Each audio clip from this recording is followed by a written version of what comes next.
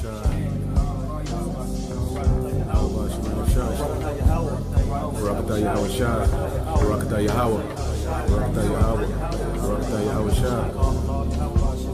27. The Lord is my light and my salvation. Whom shall I fear? The Lord is the strength of my life. Of whom shall I be afraid? When the wicked, even mine enemies and my foes, came upon me to eat up my flesh, they stumbled and fell. All right, Shalom. First and foremost, I would like to give all praise and glory unto Yahweh, Bahashem, Yahweh Shah, Bahashem, Kakwadash. Double honors unto the apostles and the elders, GMS, who rule well, teach well, being great examples for his younger brothers, and peace and blessings, salutations to the hopeful elect out there pushing his word and truth and in sincerity across the four winds, in the name of Yahweh Bashim Yahweh Shah, pushing to get up out of here. Shalom to the hopeful elect, the believers, the listeners whom have came back to the obedience of the scriptures through faith in Yahweh Bashim Yahweh Shah. And what I want to get into today, is dealing with, being, an imitator, an impersonator of Yahweh Shah. And as we learn, to mimic, all right, to imitate, okay, to impersonate Yahweh Shah, which we'll get into those words, it breeds peace, it breeds trust, it breeds, simplicity, okay, it breeds appreciation, for everything, man, okay, and we come to a time, all right, where being a follower of Yahweh Shah is going to come with great persecution. And we have every example of how we should be in every situation when you go into the gospel. The way Yahweh Shah handles scoffers, using the word, cutting them.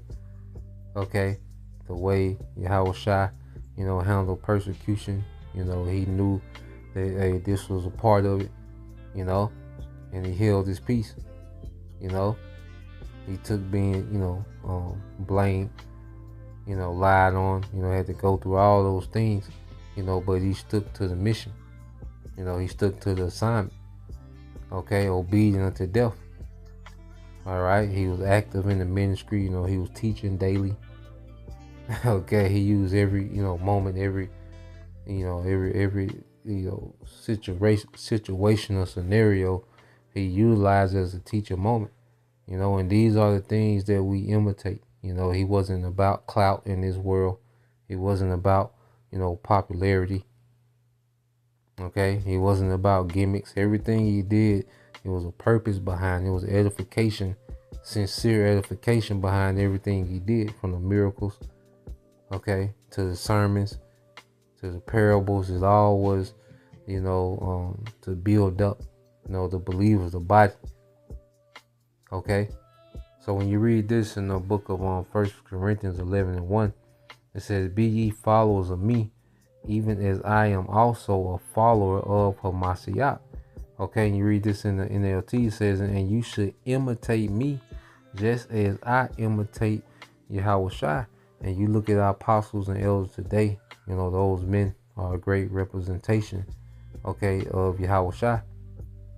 Okay, those men, are worthy to be imitated, as they follow Yahweh Shah. We follow them as they follow Yahweh Shah, and it starts off with us, imitating or mimicking the prophets, to we pretty much, start to embody, as we start to mimic, because we're mimicking the Yahweh Shah, all right, and the apostles and elders. And as, the elder brothers, we come into these camps, and these men are growing in Yahweh Shai. And as new brothers, we came in mimicking those men, imitating those men, till we began to embody Yahweh Shai, to truly impersonate Yahweh Shai. Okay, so let's get some of those words. All right, so you go here to imitator. It says a copyist or to mimic. Okay, to copy or to mimic, because we come in this thing, pretty much being parrots. And as we start to, understand what we're a part of, we become an impersonator. It said one who embodies the person or character of another, one who infuses something with a personality, man. Okay, we really get into this character, man. Till we embody it, till this becomes who we are. You know, you have certain movies where they will speak about certain, actors. They embody the character so much, they impersonate certain characters so much that they can never break character, man. You know, I think one of the most popular ones was Wesley Snipes, in Blade. He really thought, he was that character, man. Because he was tapped in so much. All right, he was tapped into impersonate so much, till he became that character, man. And we, should do the same thing with Yahweh Shai, okay? And you go from there, because Yahweh Shai, he imitates who? The Father. That's why he told, I believe that was Thomas, okay? Or Philip, it was Philip, all right? And it says, John 14 and 7, it says, if you had known me, you should have known my Father also. Why? Because Yahweh Shai, okay, he's a copy of his Father. He impersonates his Father. He embodies the Father. Him and the Father are two different entities, okay? But Yahweh Shai, he has the exact character of his Father. You see? And it says, and from henceforth you know him and have seen him. Philip said unto the Lord, show us the Father, and it sufficeth us. Show me the Father, and we'll be satisfied. Yahweh Shai said unto him, have I been so long time with you, and yet hast thou not known me, Philip? He that have seen me have seen the Father, and how sayest thou then, show us the Father? So he was telling, Philip, like, look, everything that my Father is, I am. I represent everything my Father stands for. Okay, if he was the Heavenly Father had a life in the earth, it would have Yahweh Shai represented that, man. That's the express image of the Father. Okay? And we're becoming the express image of Yahweh Shai. Okay?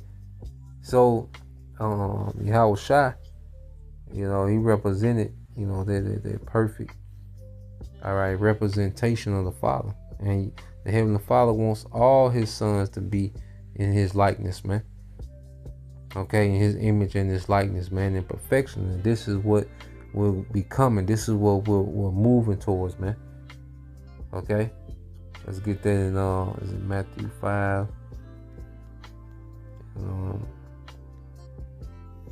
48. It says, this is Yahweh Shai speaking. It says, be you therefore perfect, even as your Father which in heaven is perfect. So Yahweh Shai, he was always setting the expectation, for us to just mimic righteousness, man. Follow him. Because as he was perfected through his suffering, all right, we're being perfected through our suffering, man. And that's a requirement of the Father for us all to be perfected, okay, in his likeness and in his image, man. To be those perfect kings and priests in the earth, man. Okay? Let's go from there. This is Philippians. All right, 4 and 9. Okay, this. Yep, I started at 8. Okay.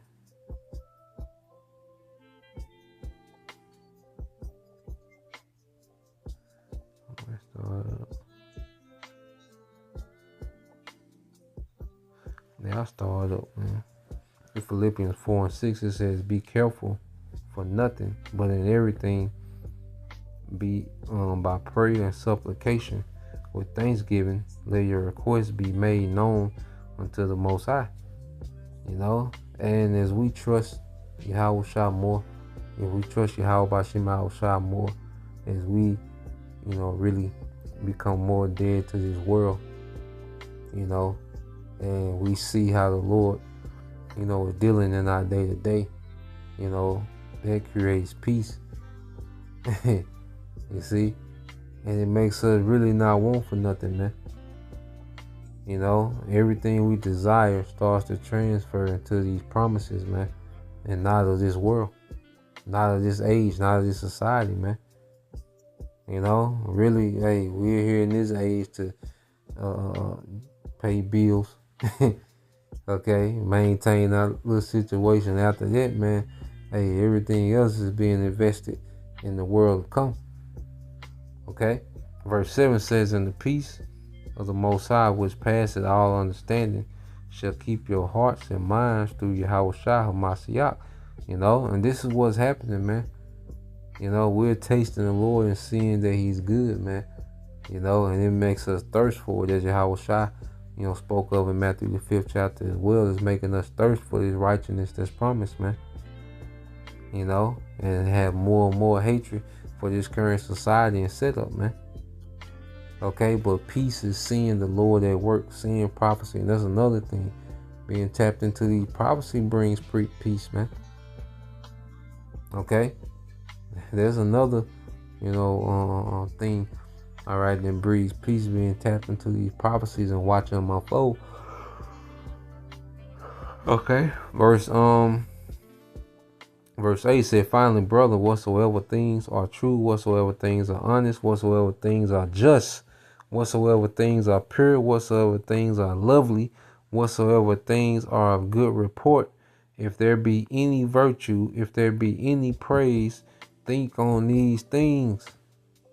And this is what we should be occupied in, man. Like, as we separate, more and more from this world, from the filth, from the BS, from the, it's to the point, like I said, you don't even want to put too much thought in the madness, man. There's certain things that we address, man, but it get to a point where the time to address particular things getting shorter and shorter, man, because we really building. How about Shema Shai really got us building, man. Amongst the body, amongst the elect, amongst the believers, man.